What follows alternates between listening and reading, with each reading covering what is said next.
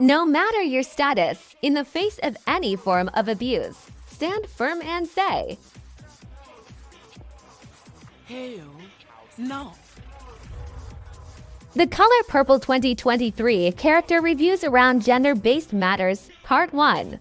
Welcome to our channel. Join us as we present a motivational movie that is not just for girls, but also for boys and the society at large. The Color Purple, in all its iterations, serves as a powerful testament to the complex interplay of power, oppression, and liberation, often transcending simple gender lines.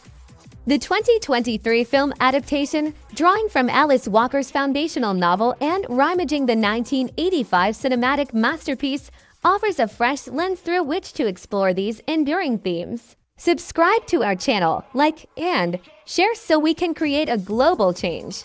This review will dissect the character arcs within the Color Purple 2023 through the critical framework of gender-based matters, but with an underlying commitment to moving towards a more universal concept of human equality. We will analyze how characters, irrespective of gender, are shaped by their home environments, experience various forms of abuse, be it physical, emotional, societal, find pathways to enlightenment, and ultimately achieve emancipation. By highlighting instances where both genders are victims and perpetrators of harm, and how societal structures themselves exert oppressive force, this analysis seeks to broaden the conversation beyond gender alone, advocating for a holistic understanding of equality that addresses the dignity and rights of all individuals. The complexities depicted in the film serve as a stark reminder that the fight for justice must acknowledge the nuanced ways in which oppression manifests and is perpetuated, sometimes even by those who are themselves oppressed. Sally is the product of a severely abusive and oppressive home. Her biological father and later stepfather is a serial abuser, and her mother is a victim of his abuse who ultimately dies. This means that during her crucial cognitive and formative years, Sally was mostly brought up by a single parent, being her abusive stepfather.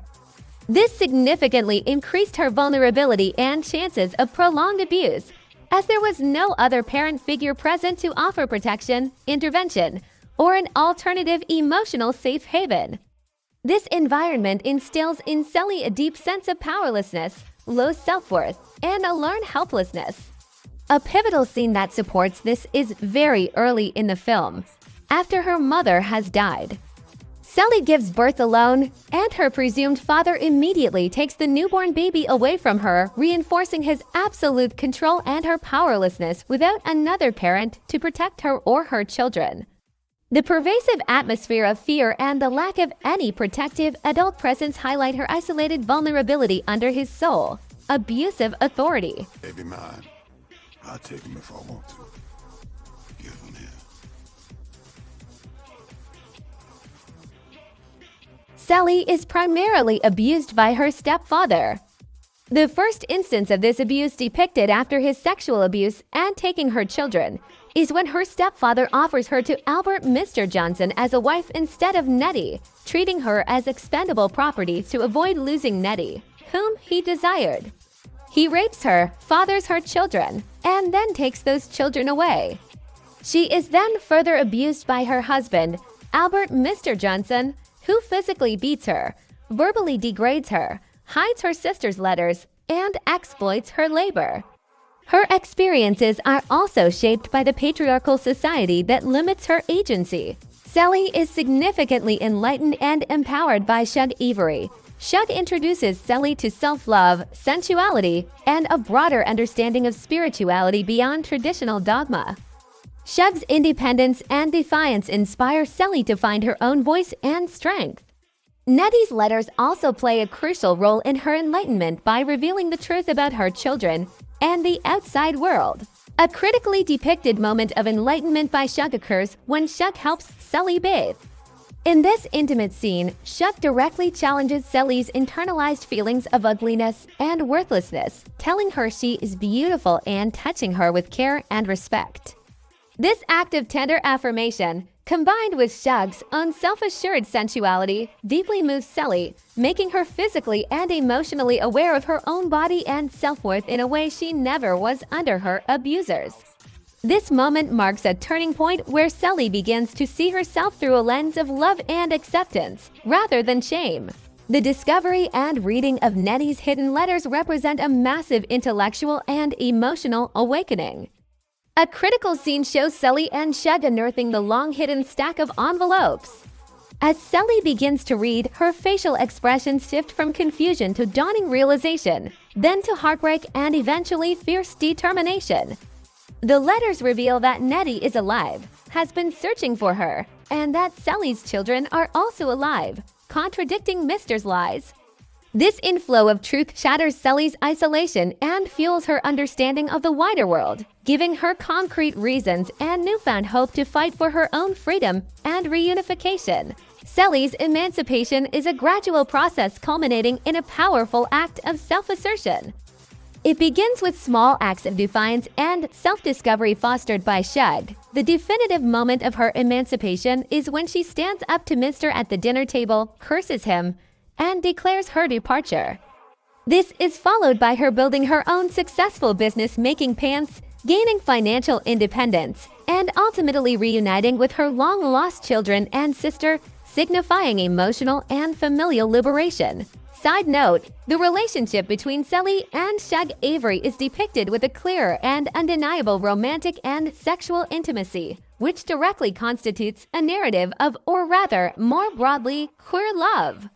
Here's why, especially in the context of their kiss and other interactions.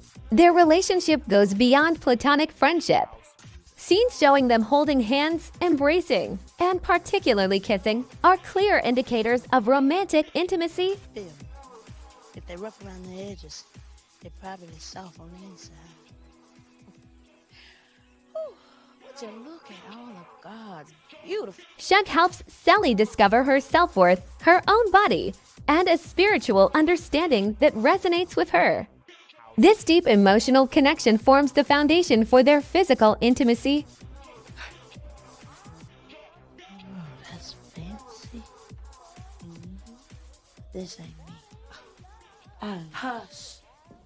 For Sully, Shug is the first person to treat her with tenderness, respect, and to awaken her to her own sensuality and sexual pleasure. This is a crucial part of Sully's journey of self-discovery and liberation.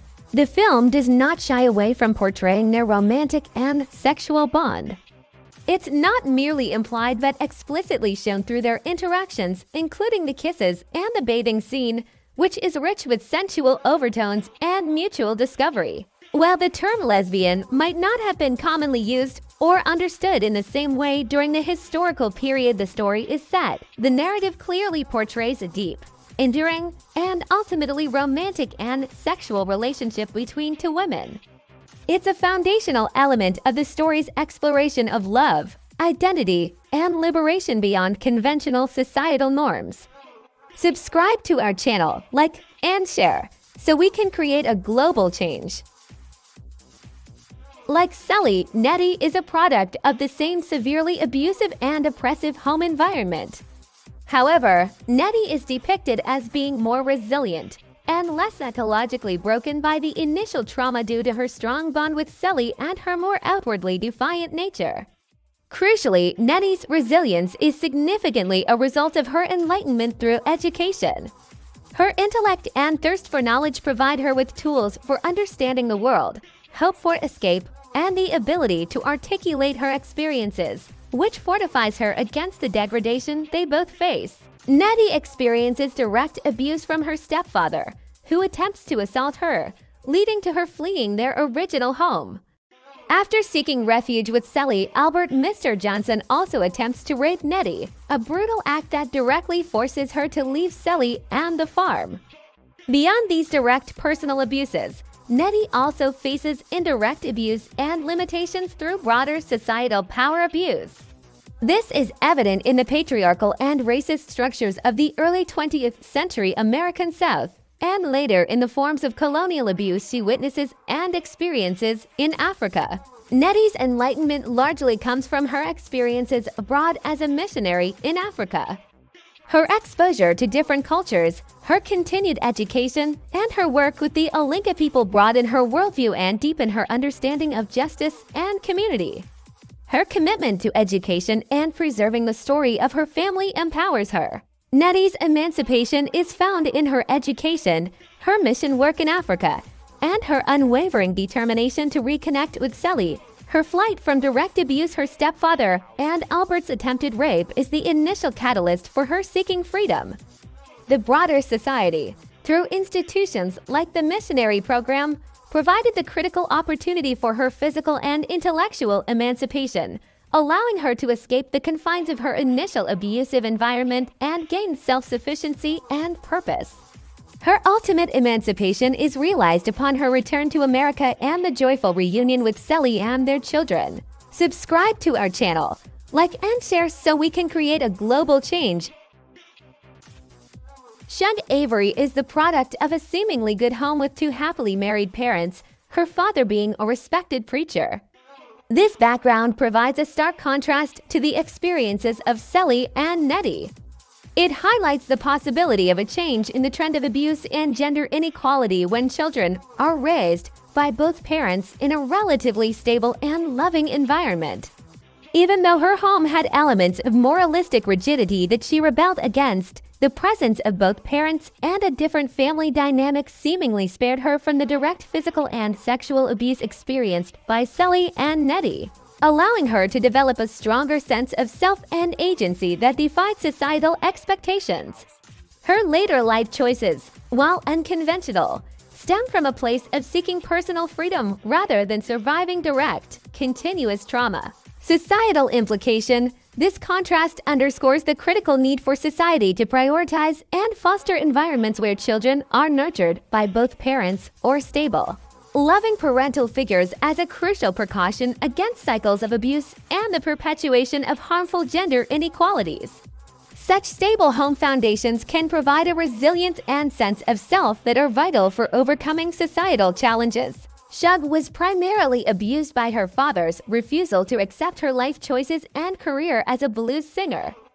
This led to her being disowned and excommunicated from her family and church, causing significant emotional pain and a feeling of unworthiness despite her outward confidence. Beyond this familial rejection, Shug was profoundly impacted by societal pressure for fulfillment and conformity, particularly concerning female sexuality and roles. The movie introduces her reputation as sexually loose, implying that local wives should be wary of her. This constant societal judgment and shaming for her independent spirit and pursuit of personal and artistic fulfillment can be seen as a pervasive form of societal abuse.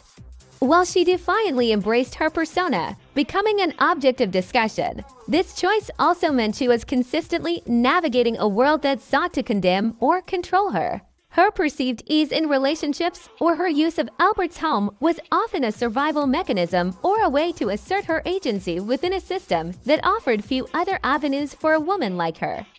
While Albert was undeniably obsessed with her, their relationship was more a complex dynamic she strategically managed, rather than a clear-cut case of one-sided exploitation, as she leveraged his infatuation for comfort or refuge, all while managing the patriarchal expectations of the era on her own terms. Shug's enlightenment is a complex process. While she is an independent spirit, her interactions with Sally lead to a profound transformation. Sally's vulnerability, resilience, and pure heart open Shug's eyes to deeper forms of love, empathy, and spiritual connection beyond her previous hedonistic lifestyle. Sally's unwavering faith and kindness soften Shug's cynicism and help her reconcile with her past and her father. Shug's emancipation is multifaceted. Initially, it's her rebellion against societal norms and her father's expectations, seeking freedom through her music and independent lifestyle. However, her true emotional and spiritual emancipation comes from her reconciliation with her father, her ability to truly connect with and love Sally, and her ultimate pursuit of a more settled, fulfilling life. Her decision to marry and her deep commitment to Sally, promising to take her along, celebrating her birthday, and helping her financially demonstrate a shift from purely self-serving freedom to one rooted in communal love and responsibility. Maybe God is trying to tell Join